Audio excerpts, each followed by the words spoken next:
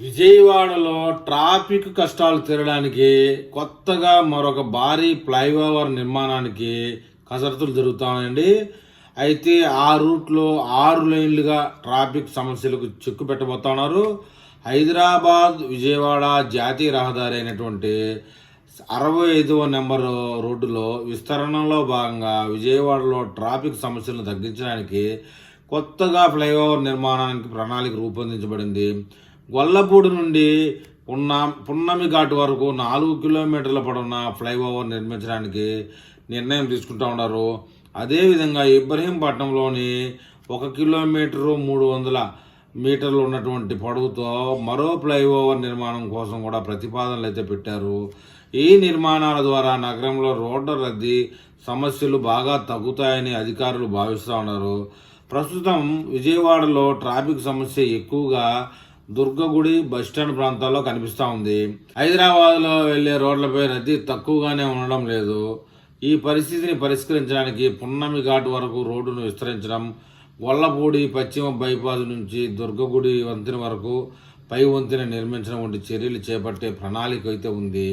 Flyover నిర్మాణం పూర్తి అయితే నగరవాసులకు ప్రయాణికులకు ఉపశమనం కలుగుతుందని అధికారులు చెప్తా ఉన్నారు. ఫ్లైఓవర్ నిర్మాణానికి భూసేకరణ సమస్యలు వ్యయాన్ని తగ్గించడానికి ప్రత్యేక ఆలోచనలు చేయడం జరుగుతూ ఉంది. రోడ్డు విస్తరణకు ముందే భూసేకరణ చేస్తే దాదాపు 150 ఎకరాల భూమి అవసరం అవుతుందని, మరియు 100 కోట్ల రూపాయలు పరిహారాలు చెల్లించాల్సి వస్తుందని, అలాగే కోర్టు వివాదాలు అవకాశాలు కూడా ఉంటాయని, ఈ సమస్యను నివారించడానికి ఫ్లైఓవర్ నిర్మాణం ఉత్తమమైన పరిష్కారమని అధికారులు భావిస్తూ ఉన్నారు. ఫ్లైఓవర్ నిర్మాణం గొల్లపూడి నుండి భవానీపురం ఇబ్రహీంపట్నం వరకు కొనసాగుతుందని చెప్తున్నారు. నిర్మాణం నేషనల్ హైవే 65 పై 4 కిలోమీటర్ల పొడవున 6 లైన్లలో చేయబడేలా ప్లాన్ చేశారు. ఇది నగర రహదారులపై రద్దీ తగ్గించడంలో ప్రధానంగా పాత్ర పోషిస్తుందని చెప్తున్నారు. ప్రస్తుత భూమి ధరలు పెరుగుతూ షాపులు మరియు వ్యాపార సమూహాలను తొలగించడం వంటి సమస్యలను కూడా ఫ్లైఓవర్ నిర్మాణం ద్వారా అధిగమించవచ్చని అధికారులు చెప్తున్నారు. ఈ ప్రాజెక్టు ద్వారా ట్రాఫిక్ సమస్యల పరిష్కారం మాత్రమే కాకుండా నగర రహదారుల భద్రతను కూడా పెంచవచ్చని భావిస్తూ ఉన్నారు.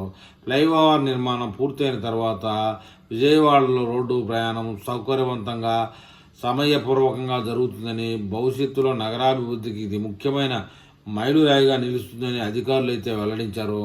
మొత్తానికి ఏదేమైనా ఈ కూటమి ప్రభుత్వం ఉండగానే ఇలాంటి ఫ్లైఓవర్లు ట్రాఫిక్ జామ్ ఉన్న ఏరియాలో ఒక 4-5 నిర్మిస్తే ట్రాఫిక్ జాములు తీరుతాయని విజయవాడ వాసులు కోరుతా ఉన్నారు. మరి ఈ విషయంలో మన ఏపీ ప్రజలు ఏమని కామెంట్ చేస్తారో చూద్దాం.